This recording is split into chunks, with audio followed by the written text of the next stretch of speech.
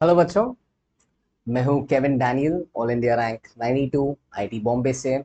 और AD hub की तरफ से ये अगला लेसन वेक्टर्स का तुम्हारे पास लेके आ रहा हूँ।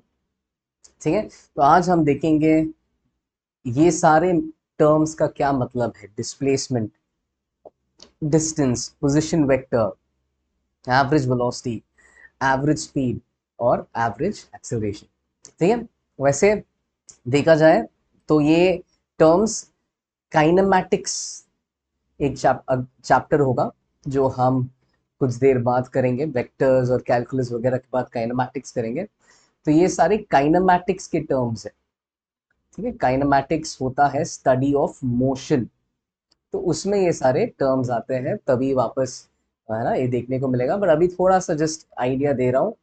और एचसीई में डिस्प्लेसमेंट के दो तीन सवाल हैं, तो बस वो भी सोचने वाले सवाल है, इंटरेस्टिंग सवाल है। तो बस थोड़ा भी बस इनका आइडिया दे रहा है ना, ये क्या क्या ये टर्म्स है। तो हम स्टार्ट करेंगे पहला वाला टर्म से, जो है पोजीशन वेक्टर। ये पोजीशन वेक्टर से पहला टर्म से स्टार्ट करेंगे। तो पोजीशन वेक्टर, ओके, क्या है ये चीज पोजीशन वेक्टर। ठीक है, तो बहुत ही सिंपल सा चीज है। इसका सिंबल जो होगा ना, इसका सिंबल होगा आर और एक बार। ठीक है, वेक्टर है इसलिए बार डालेंगे, बट सिंबल है छोटा आर। तो पोजीशन वेक्टर है, it is the vector, it is the vector going from the origin, ठीक है, टू द पार्टिकल। तो कोई पार्टिकल का अगर तुम्हें पोजीशन चाहिए, so it is the vector going from the origin to the particle. और इसका यूनिट्स होगा, ऐसा यूनिट इसका होगा मीटर्स। ठीक है, तो ऐसा यूनिट होगा मीटर्स, मीटर्स। तो जैसे कि पोजीशन वेक्टर का एग्जाम्पल ऐसा होगा कि मान लो, बहुत ही सिंपल सा चीज़ है। अगर तुम्हारे पास तुम्हारे एक्स एंड वाई एक्सिस अगर मान लो ऐसे दिखता है, ठीक है, और तुम्हारा पार्टिकल यहाँ पे है, मान लो 4,3 पे है। ठीक है, 4,3 पे है। तो पार्टिकल का पोजीशन वेक्टर क्या हो गया, वो वेक्टर जो ओरिजिन से पार्टिकल की तरफ जाता है। मतलब तुम ओरिजिन को पूछो कि यार पार्टिकल किधर है, तो वो ऐसा पॉइंट करेगा ना। ओरिजिन अपना अपना ओरिजिन यहाँ पे है, उसको पूछोगे पार्टिकल किधर है, तो ऐसा पॉइंट करेगा। तो वो जिस डायरेक्शन में पॉइंट करेगा वो हो जाएगा तुम्हारा पोजीशन वेक्टर, वो हो जाएगा तुम्हारा पोजीशन वेक्टर। ठीक है, तो अपना पोजीशन वेक्टर है यहाँ से लेकर वहां तक, ये वेक्टर हो गया अपना पोजीशन वेक्टर। ठीक है, तो ये हो गया पोजीशन वेक्टर। ठीक है, एंड वैसा देखे जाए तो अगर इसको लिखना है, वैसे एंगल वगैरह भी हम निकाल सकते हैं, क्योंकि ये थोड़ा सा अगेन फेमिलियर ट्राइंगल दिखेगा, फेमस ट्राइंगल है। ये 3 है वाई कोऑर्डिनेट, और अपना एक्स कोऑर्डिनेट 4 है। और याद है ये 3 4 5 वाला ट्राइंगल बन गया, तो ये डिस्टेंस भी 5 बन जाएगा। और ये एंगल भी 3 के ऑपोजिट छोटा एंगल आ जाएगा, 37 डिग्रीज। ठीक है, और वैसे ये 4 वाला कंपोनेंट राइट की तरफ होगा, और ये वाई वाला कंपोनेंट ऊपर की तरफ होगा। तो ऐसा पोजीशन, मतलब 4 इस तरफ 4 राइट के लॉन्ग जाओ, 3 ऊपर जाओ, है ना। तो एक ही बात हो गया, तुम ओरिजिन से 4,3 पे पहुंच जाओगे। तो ये पोजीशन वेक्टर जो है, इसको हम दो तरीके से लिख सकते हैं। हम ऐसा लिख सकते हैं, 5 और 37 डिग्रीज। ठीक है, ये इसको इस फॉर्म में लिखोगे, लिखेंगे तो इसको क्या बोलते हैं, हमने रेजोल्यूशन ऑफ वेक्टर्स में ये फॉर्म के बारे में बात किया था। सोचो, इसको बोलते हैं पोलार फॉर्म, इसको बोलते हैं पोलार फॉर्म। ठीक है, और ये जो दूसरा फॉर्म है उसको बोलते हैं कोऑर्डिनेट फॉर्म। तो ये वाला ये जो 4 वाला हो जाएगा, इस वेक्टर का नाम हो जाएगा 4i कैप, क्योंकि ये एक्स के लॉन्ग 4 यूनिट का है। और ये वाला का नाम हो जाएगा 3j कैप, क्योंकि ये वाई के लॉन्ग 3 यूनिट्स का है। तो ये वेक्टर का नाम हो जाएगा 4i cap plus 3j cap. तो दोनों में से कोई भी एक तरीके से तुम पोजीशन वेक्टर लिख सकते हो। ये है पोजीशन वेक्टर। ठीक है, अगला हो गया, अगला टर्म जो हम देखेंगे वो हो जाएगा डिस्टेंस। ठीक है, डिस्टेंस एक स्केलर है। ठीक है, इसको इसका ऐसा कोई खास सिंबल नहीं है। ठीक है, डिस्टेंस को बोलते हैं it is the length of the path covered. It is the length of the path covered. ठीक है,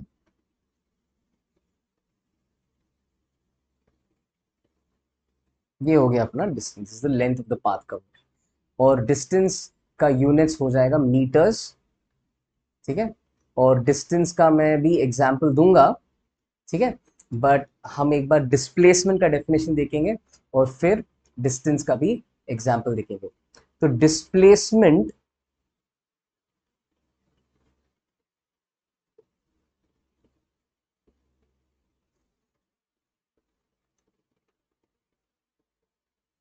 डिस्प्लेसमेंट का सिंबल हो जाएगा एस बार। ये डिस्प्लेसमेंट के लिए एस, कैपिटल एस सिंबल होता है। ठीक है, और वेक्टर है इसलिए एस बार। एंड इसका डेफिनेशन है it is the change in position. ठीक है, it is the change in the position of a particle. Change in position of a particle, इसको ऐसा भी बोलते हैं it is the vector going from the starting point to the finishing point. Start to the finish लिख रहा हूं। This is the vector going from the start to the finish. Starting point से लेकर फिनिशिंग पॉइंट तक जो vector आता है उसको बोलते हैं डिस्प्लेसमेंट। अच्छा, चेंज इन पोजिशन, देखो चेंज इन पोजिशन का मतलब एक बार समझा देता हूं। देखो कोई भी चीज में चेंज जो होता है ना, उसको ऐसा डिफाइन करते हैं, change in position. Change in position के पहले के लिए बेसिकली पहले तो सिंबल यूज करते हैं डेल्टा। चेंज मतलब चेंज के लिए क्या यूज करते हैं, डेल्टा।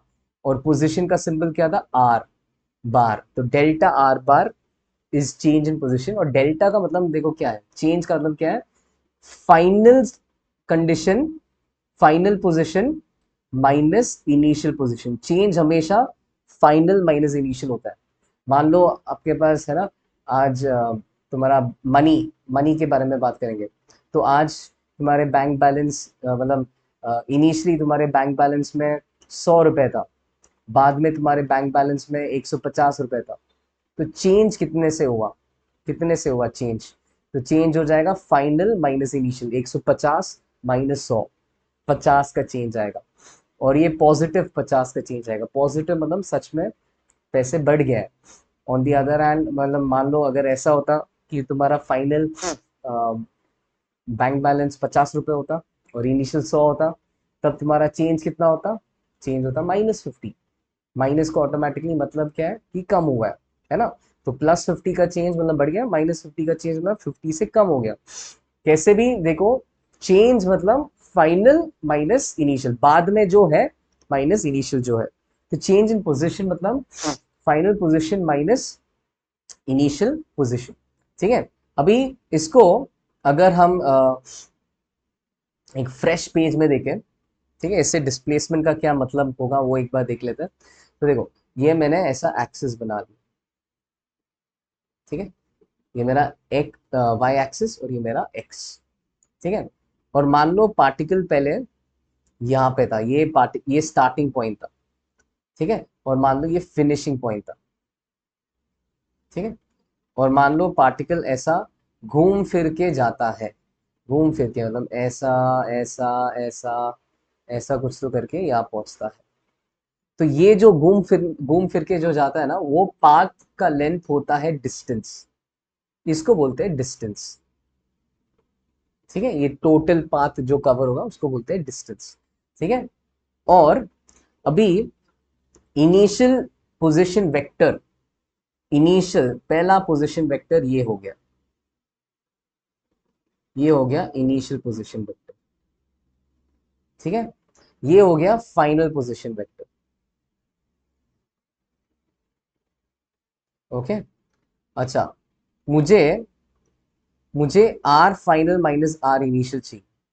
ठीक है, तो एक तो मैं पैरेललोग्राम लॉ से कर सकता हूँ। इनफैक्ट अगर पैरेललोग्राम लॉ से करूंगा, है ना, तो ऐसा कुछ दिखेगा।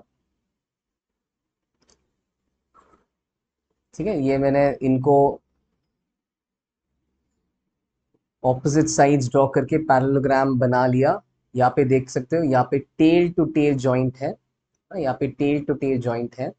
तो r final minus r initial, याद करो ये वाला डायगोनल एडिशन वाला डायगोनल हो जाएगा, और ये वाला डायगोनल सब्ट्रैक्शन वाला डायगोनल हो जाएगा। ठीक है, और ये सब्ट्रैक्शन वाले डायगोनल का कहाँ से कहाँ ड्रॉ करना पड़ेगा, या हेड कहाँ पे आना पड़ेगा, अगर मुझे r final minus r initial draw करना है। तो सोचो, r final minus r initial, मैंने बताया था कि r final minus r initial चाहिए तो हेड आर फाइनल पे आएगा। ठीक है, ठीक है, हेड आर फाइनल पे आएगा। तो ये है अपना r final minus r initial. और यही क्या हो गया, यही हो गया डेल्टा आर बार, मतलब यही हो गया अपना डिस्प्लेसमेंट। ये हो गया डिस्प्लेसमेंट। तो डिस्प्लेसमेंट क्या है, स्टार्ट से फिनिश जाने वाला वेक्टर। बहुत लोग ने स्कूल में सीखा है कि displacement is the shortest distance from start to finish. बात सही है, बस वो आधी बात हो गई। डिस्प्लेसमेंट सिर्फ लेंथ नहीं होता है, डायरेक्शन भी होता है। तो तुम्हें, है ना, स्टार्ट से फिनिश वाला डायरेक्ट पाथ का लेंथ तो हो गया डिस्प्लेसमेंट का मैग्नीट्यूड, पर डायरेक्शन हो जाएगा स्टार्ट से फिनिश। डायरेक्शन हो जाएगा स्टार्ट से फिनिश, द वेक्टर जो स्टार्ट से फिनिश तक जा रहा है, वो हो गया अपना डिस्प्लेसमेंट। डिस्प्लेसमेंट का यूनिट्स ऑफ कोर्स ये भी मीटर में आएगा। ठीक है, ये भी मीटर में आएगा। फिर बाकी जो टर्म्स है, अभी एचसीवी में डिस्प्लेसमेंट के सवाल है, और बाकी टर्म्स वैसे काइनेमैटिक्स में दोबारा आएंगे तो तब करेंगे। बट फिलहाल सिर्फ बता रहा हूँ कि एक टर्म होता है एवरेज स्पीड, जो तुमने स्कूल में सीखा होगा। ठीक है, तो एवरेज स्पीड होता है distance upon time taken. Distance covered upon time taken, ये होता है एवरेज स्पीड। ठीक है, और इसके यूनिट्स होते हैं मीटर्स पर सेकेंड। यूनिट्स होता है मीटर पर सेकेंड। और इसी का भाई है एवरेज वेलोसिटी। अब ये चीज वेक्टर है, एवरेज वेलोसिटी एक वेक्टर है।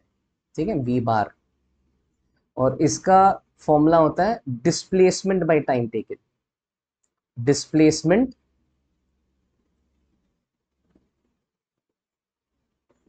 By time taken.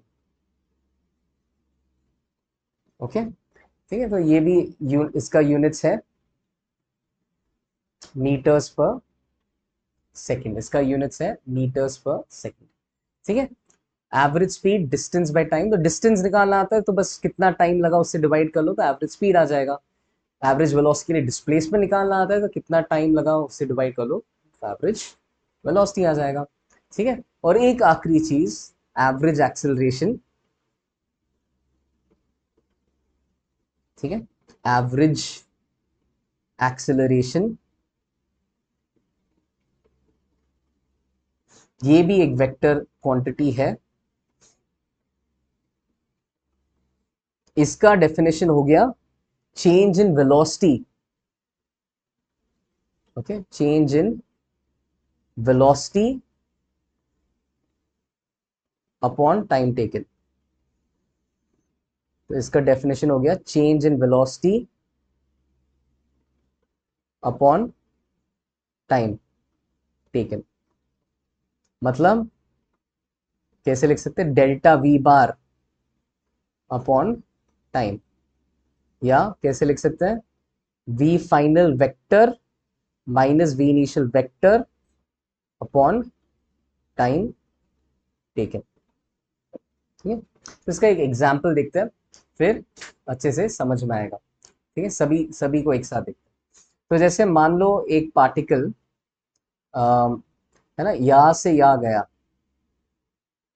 ठीक है, तो यहाँ से यहाँ 10 मीटर, यहाँ से यहाँ और 10 मीटर, और यहाँ से यहाँ 10 मीटर। ठीक है, ऐसा पार्टिकल ने ट्रैवल किया, 10 10 10।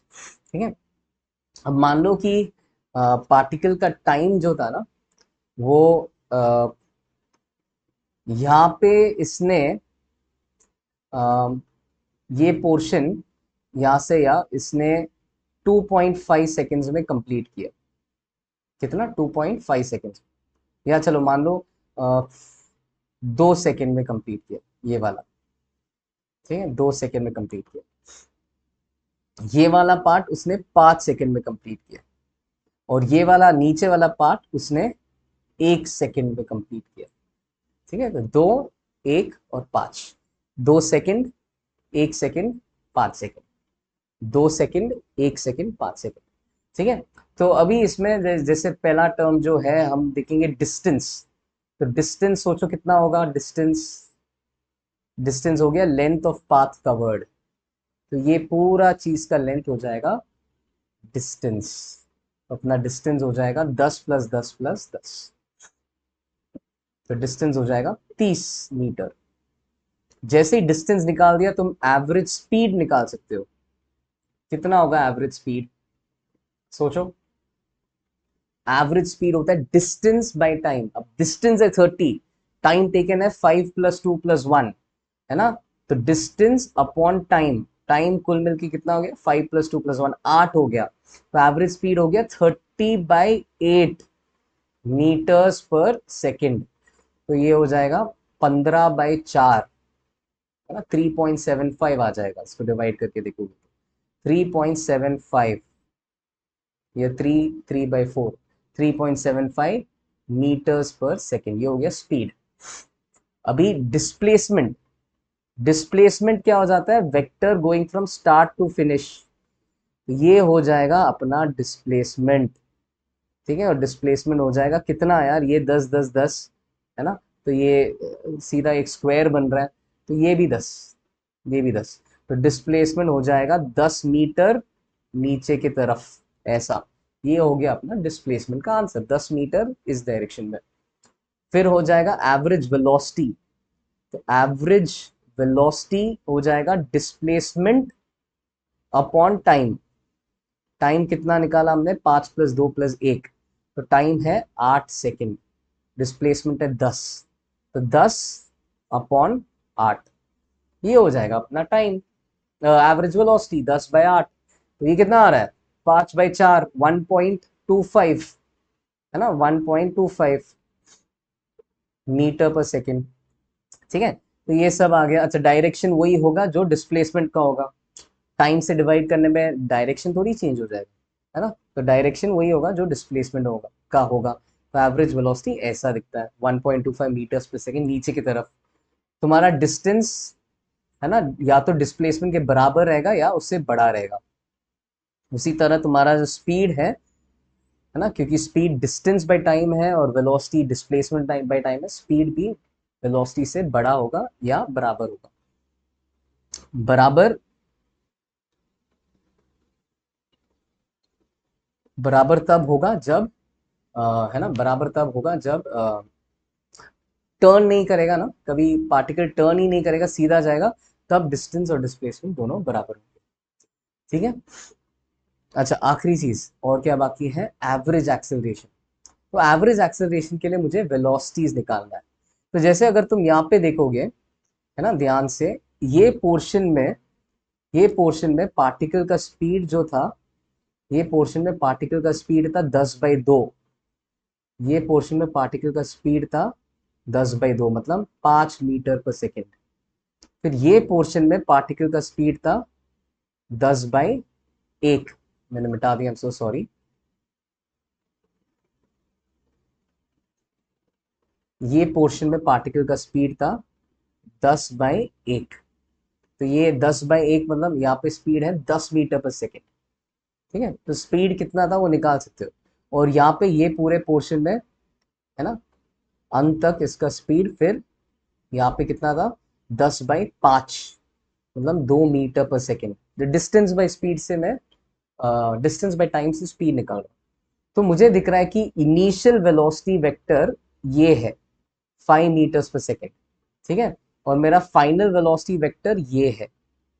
2 मीटर्स पर सेकेंड। तो एक्सेलरेशन पता है क्या होता है? एक्सेलरेशन होता है change in velocity by time. Okay, तो एवरेज एक्सेलरेशन के लिए क्या करता है? Change in velocity by time.